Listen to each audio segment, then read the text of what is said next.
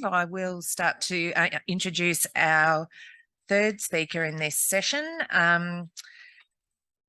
Sarah Brown is the CEO of Purple House, and she's going to be talking about health and wellbeing going forward. Sarah AM is the CEO of Purple House, working with its board of Indigenous directors to run the organisation since its inception 2 decades ago. She was recognised with an Order of Australia in the Queen's Birthday 2020 Honours List for significant service to community health, to remote area nursing and to the Indigenous community. In 2017, she was HESTA Australia's Nurse of the Year, and in 2018 made the AFR Boss Magazine's True Leaders list. A fearless advocate for high-quality community-led healthcare for Indigenous Australians, Sarah has invested 3 decades of her life in this work across Australia. She holds a Master of Nursing, a Graduate Diploma in Aboriginal Education, and a Graduate Diploma in Health Service Management. Prior to joining Purple House, Sarah worked as a remote area nurse in communities as diverse as Cape Barren Island in Tassie, Balgo, WA, and Ulama and Harts Range in the NT. She's also been an Aboriginal Health Service Manager in the Kimberley and a university lecturer. Wow, you've done a lot of things, Sarah. She paints, has exhibitions across Australia and overseas, has 3 grown-up kids and drives a 1959 Morris Minor. She thinks work-life balance is irrelevant if you love what you do. Thanks very much, Sarah.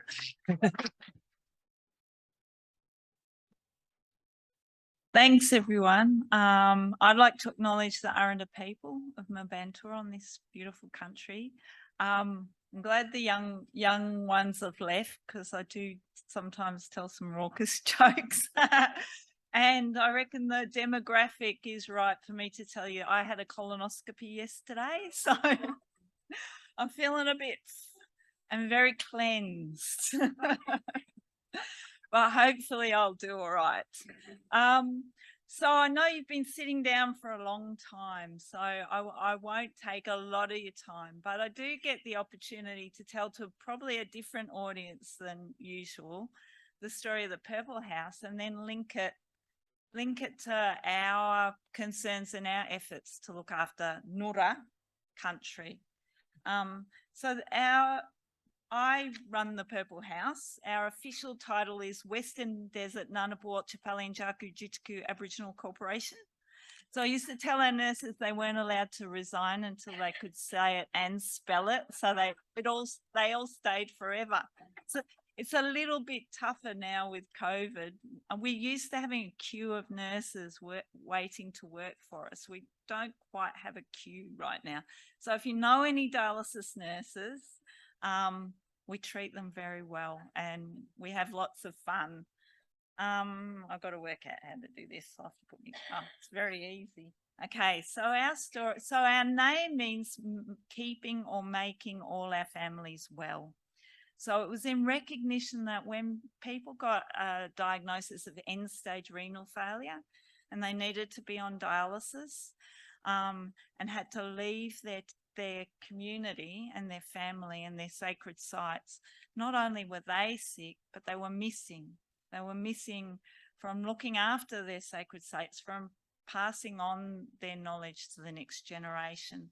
And I reckon in a time of pandemics and climate change, the knowledge in those old fellas' heads is worth more to us than ever before.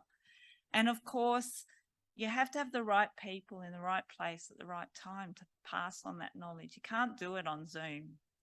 And so Kintor, 540 k's west of here, 7 hours drive because it's a rough road. People had fought to get back out to their country. They put down a boar in Kintor in 1981 and had moved back from Papunya to Kintor. So 1980s, people were painting for their art centre. They were incredibly happy to be back on their country, hunting, looking after their country. And then come the 1990s, people started to get a diagnosis of kidney disease and were told they had to come here to front up to the hospital 3 times a week and get plugged into a machine. And they said the only thing that's keeping us off our country is access to a machine. We know about machines. We fix Toyotas all the time. why can't we have a dialysis machine in Kintore and then we can look after people on country? And the government at the time went, you dream and bugger off. And so I changed the photos around. I love this photo because this is our mob now who have got dialysis on country and they've got services here. And you wouldn't tell from this photo that these ladies are off country in Alice Springs. They look like ladies who love to lunch and have a good laugh. And that's really what we're all about. So when the politicians said bugger off, people got together and they painted some beautiful big paintings. So this was the Kintore women, and their painting sold at auction for 22 years ago for $170,000. And there was a Kiwirrikurra men's painting. You know how blokes get paid more than women? $340,000 to Kerry Stokes. I know which one I would have chosen. I would have chosen the women's painting. They had an auction at the Art Gallery of New South Wales and they raised over $1 million in one night. And of course, that was $1 million of independent money. It wasn't government money. No one could tell people what to do.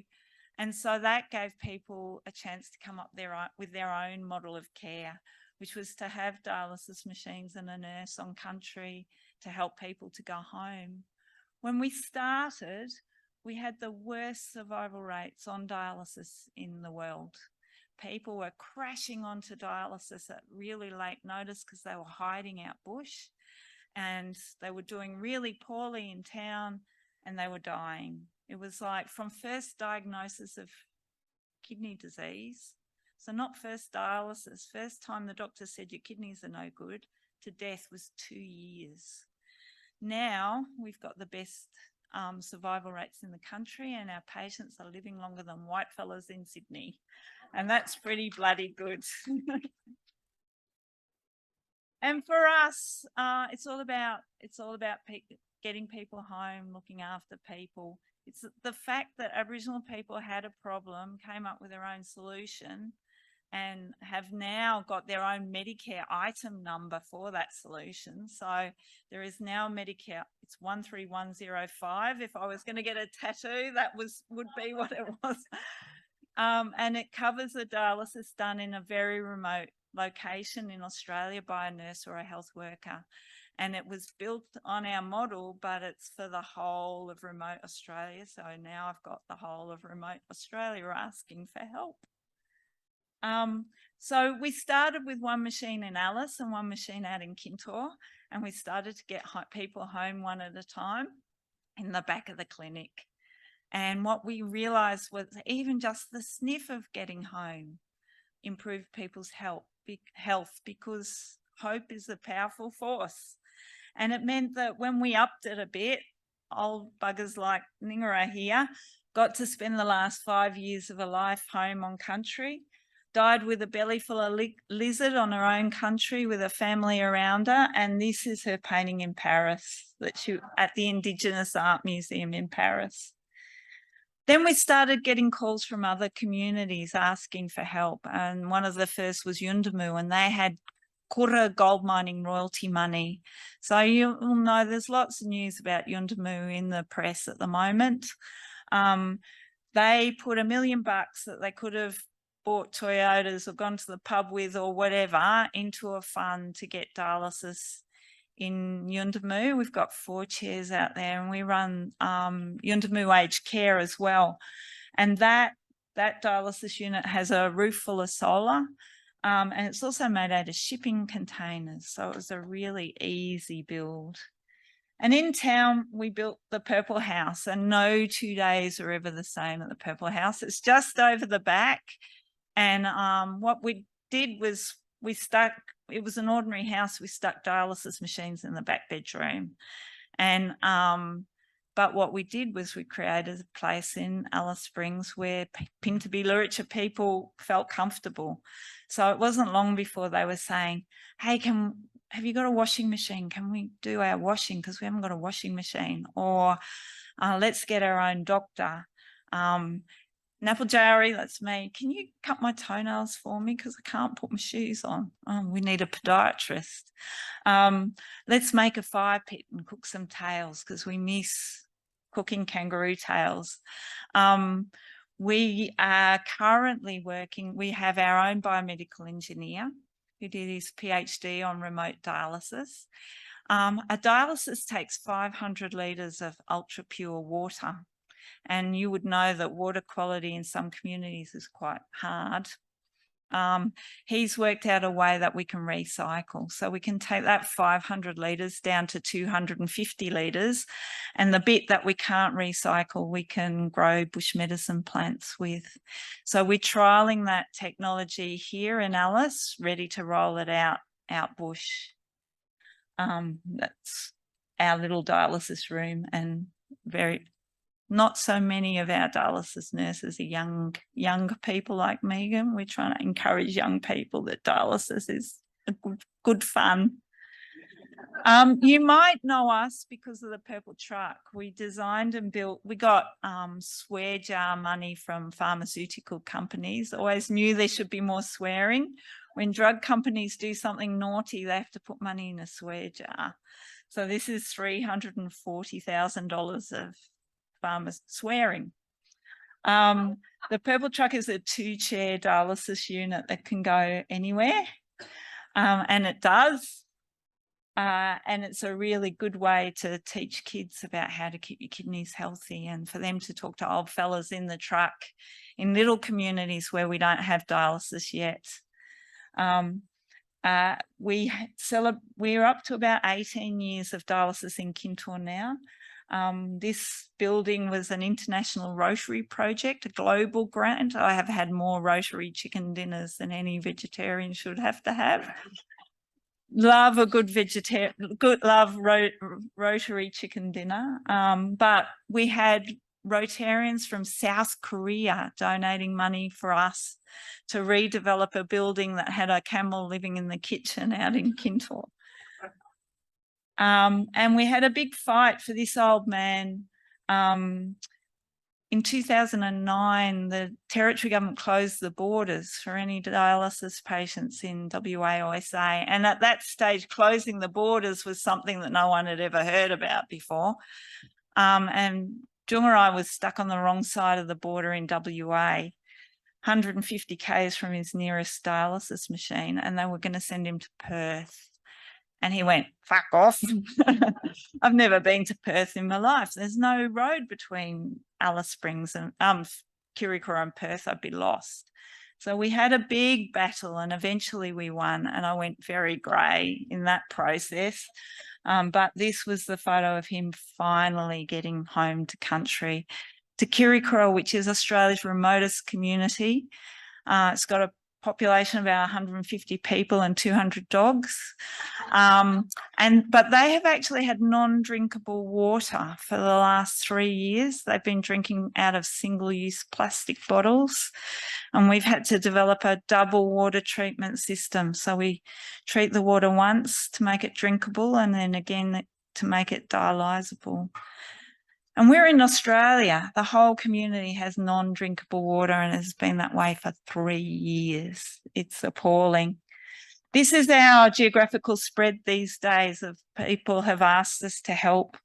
I've got to make a bigger map because we opened in Newman in the Pilbara earlier this year, and we've got diggers in the main street at Kubapedi at the moment. Won't be an underground dialysis unit, which is a little bit disappointing, but... So if there's a D, we've got dialysis. If there's an S, we provide support for those folks. So we're everywhere from Elko to Kubapedi to Warburton to the Pilbara.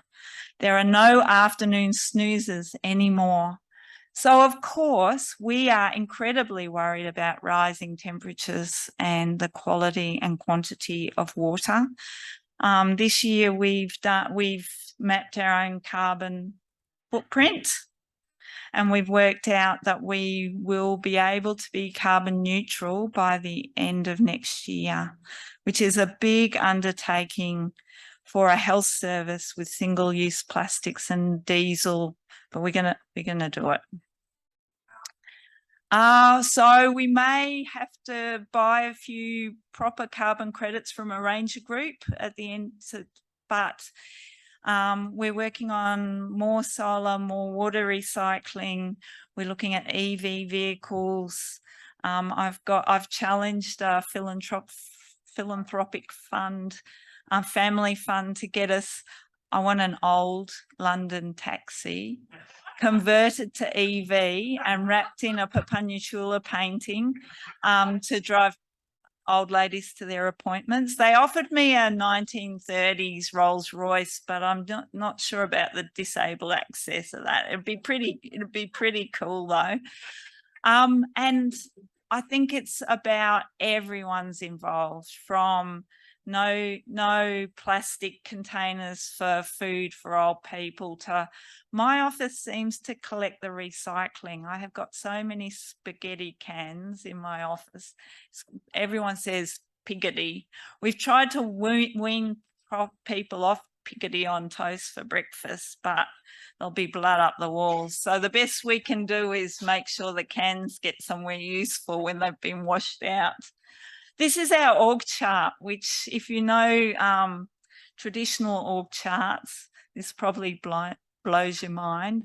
I'm in the big hole up the middle. I said, I don't mind where I am as long, it's probably local vernacular for the non-local people. Being called a big hole is not very polite. Hey, you big hole. You see why I wanted the kids to leave. And over on east side, we've got our new social enterprise hub, which is really beautiful. It was a World War II shed built by the army after the bombing of Darwin. In the shed, it's a catering kitchen and meeting space, an Italian coffee machine, which lights up with the word Walytja, which means happiness, because caffeine makes some people happy. Maggie Beer is saying she'll come and do some aged care workshops, nutrition workshops there for us in return for Bobby West's recipe for pussycat. Bobby West is one of our bosses. He's from Kiwirrikurra, and he rang me one day and he said, Napa Jerry, I'm going to cook you all lunch. And I thought, it's been 17 years and he's not cooked much. He's done a lot of eating and not much cooking. But he was the boss. So I said, Bobby, that'd be lovely. And he turned up with this enormous frozen feral cat. I did check that there was no sign that it ever had a collar on. And he did cook it in the fire and whack it on the kitchen bench and make us all pussycat sandwiches for lunch.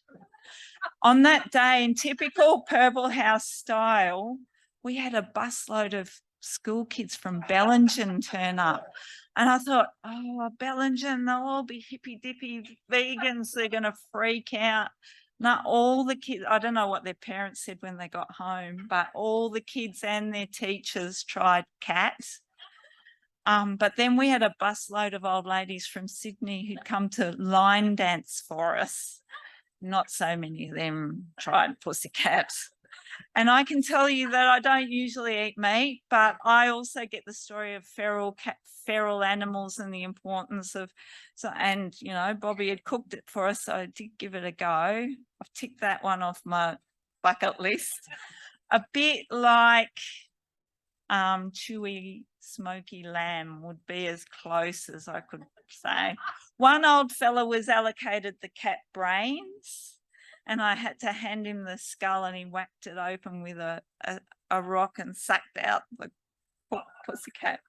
Only once in the history of the Purple House has that ever happened. And one of the things that so we have all these people in Alice Springs. We're getting more and more people home, but we've got all these people with all this cultural knowledge stuck in town, waiting for a spare chair out bush or for appointments or whatever. And one of the things that they missed when they came to town was their bush medicine. And so they started to make pots of bush medicine. We've gone to recycled containers now, promise. But they started by making pots of bush medicine for each other. Someone would send some raw medicine in and they'd grind it up and cook it up on the fire and distribute it. And then it's turned into a social enterprise and a online shop and lots of beautiful products. And for us, it's honouring the knowledge of those plants, making sure there's opportunities for those plants to be passed on, and that younger people can learn from older people. So it's a bit of a beautiful thing. And our gift shop over on East Side is really lovely. And we did once make a batch of camel hump soap, and someone gave us a camel hump, and it's all fat. Of course it is. I kind of thought it'd be a big bag of water, but it's not. It's all fat. So we had to saw it up with a wood saw, and then boil it up in an old flour tin on the fire, and it smelt like camel. It made really beautiful moisturizing soap, but life's too bloody short, really. I was like, how do you market this? Hump for dialysis. Rub your rump with a hump. It wasn't going to work. So these days, so traditionally people would have used animal fat, which just proves that the plants work, because you wouldn't waste calories on something that didn't work. But these days we use South Australian olive oil and beeswax. And a favourite thing to do, one of the lovely things about the Purple House is we're a very broad church. So any Aboriginal person who knocks on the door of a Purple House wanting a job gets a job. And for example, Dadu's job at Yundamu when her husband was on dialysis was to come. She loved to wash up and cook breakfast and clean. I love someone who loves to clean and cook kangaroo tails and damper for everyone. So if you're not from Central Australia, the favourite party food is a tail. For years, we had old American tourists coming to the Purple House at $10 a head when we were really broke. And they would turn up, and often the ladies would be cooking kangaroo tails on the fire, and they'd come over. This one day, Jetta was cooking tails, and she said, "Come over here." So are there any Americans in the audience? I've only got one American accent. Jetta said, "Come over here," and they all came over really excited. And this lady said, "How long do they take to grow back?" Now, the first time I got this question, I went, no, I'm really sorry, but they don't grow back. And she said, "But don't they all fall over?" And I went, no, people eat the whole kangaroo. This is just like the party food. And she started to squeal. They all started to squeal with horror and dry retch about eating a whole kangaroo. So if I got that question again, and I did a number of times, I just say 2 to 3 weeks.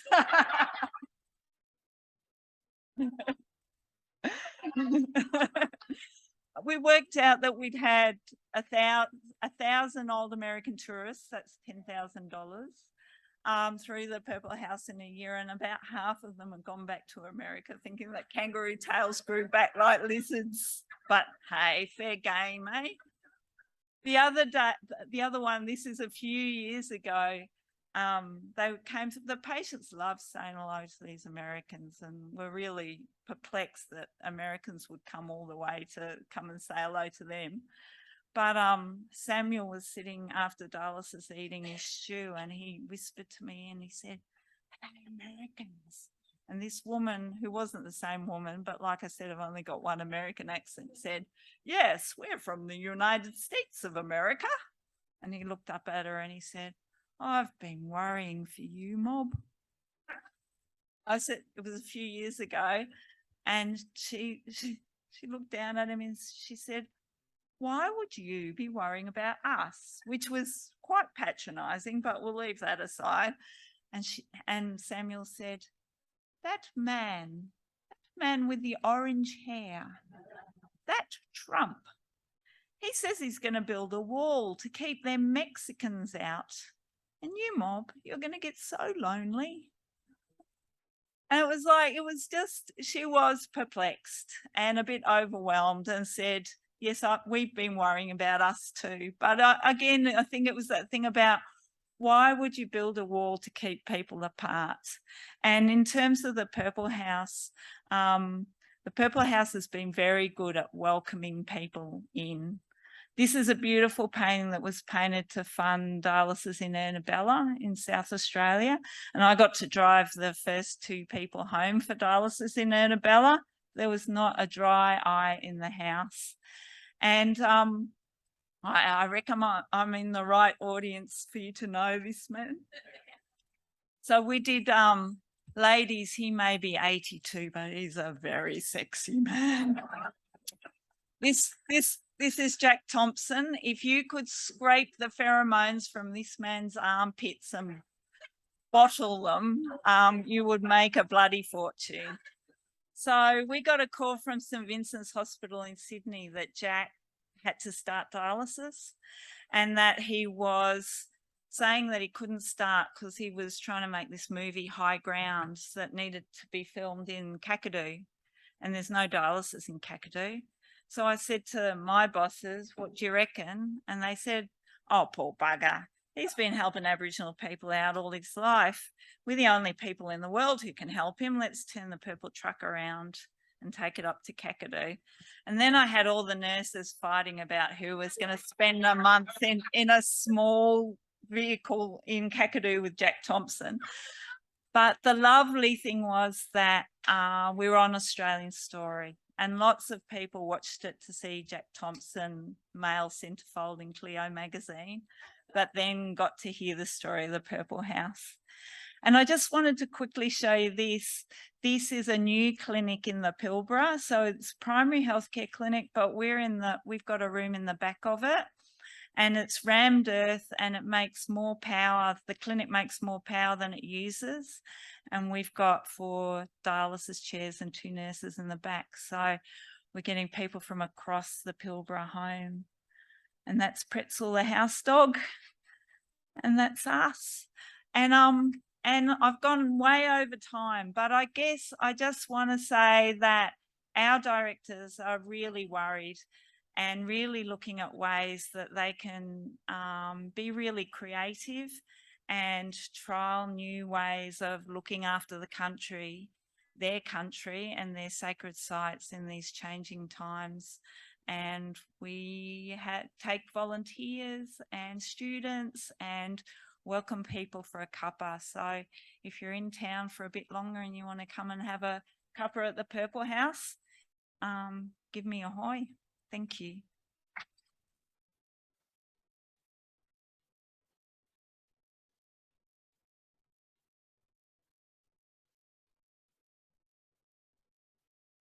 I think we're going to find time for a couple of questions. We've only got 5 minutes or so and we'll have a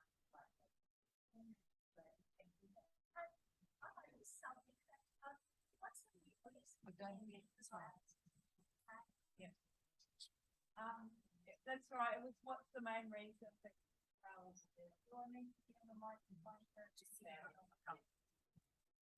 Okay, so there's not one reason.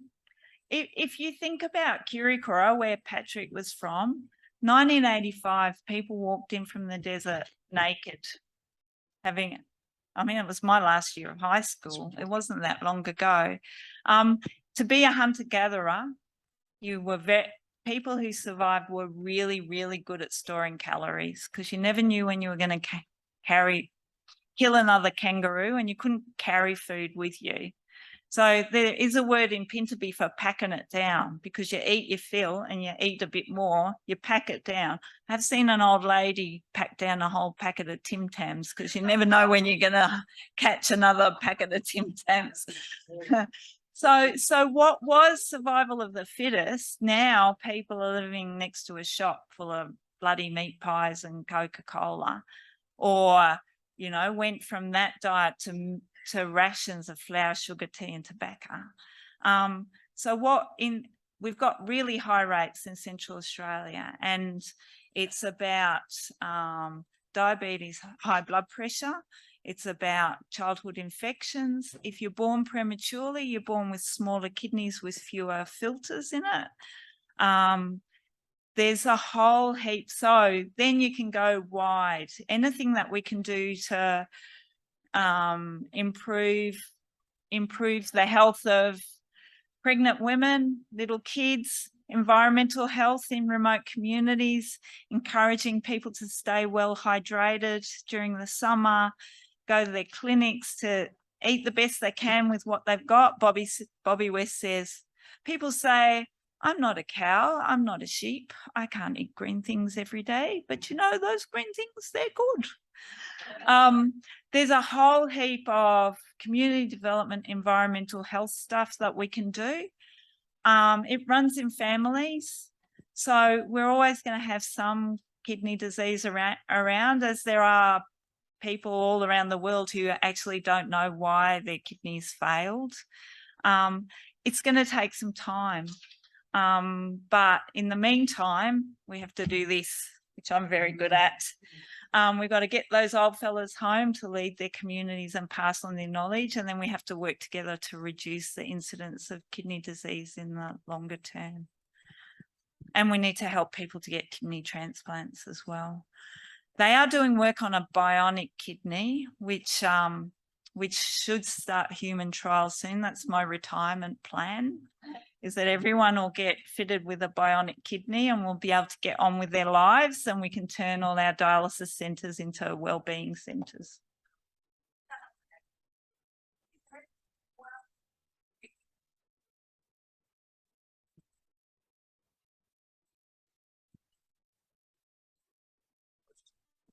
Okay, thank you for your inspirational talk. It was just wonderful to hear. I'm just wondering, at Walytja, is that just the bus going down, or do you have a centre there now? No, we've got 4 chairs. Fantastic. Yeah, And yeah. it's named after Mr. Mackenzie. It is. Perfect. Yes. Thank you. Yeah. He turned up at the Purple House looking for somewhere to boil up a chicken because he was in town, terribly homesick, and couldn't find anywhere that would let him.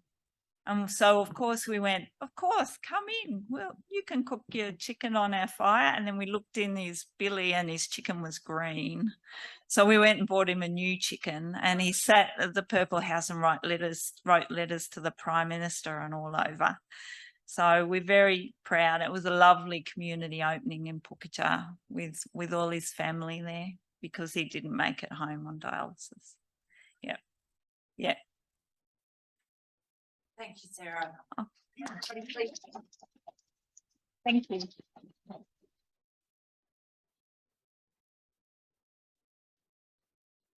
Wow, what an amazing morning of talks.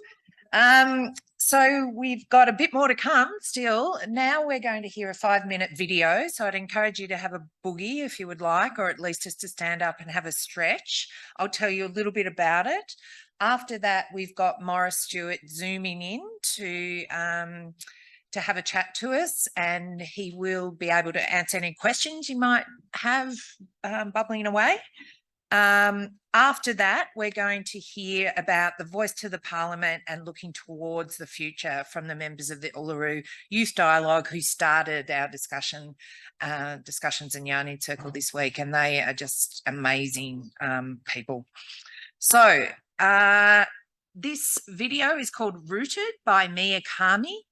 Mia is a Tongan singer-songwriter based in Suva, Fiji. She penned this song Rooted as an anthem of hope for the Pacific and its peoples. The song received a standing ovation at the recent 7th Our Ocean Conference in Palwa. She says, "I'm not a scientist, instead I am a storyteller. Like my ancestors before me, our stories speak of ancestral connections to land and to the ocean. Who we are is in the depth of the moana, and the depths of the moana rise up to the surface and wash up on our shores for our future generations to discover. If we fail to protect our oceans, we are failing to preserve our people, our culture, and our identity, and we are watching everything unfold. The sea levels are rising, the ocean is getting warmer, cyclone after cyclone, more frequent and more severe. Every natural disaster gets worse for us. You are here as leaders, and it is your responsibility to ensure that you leave the healthiest ocean possible."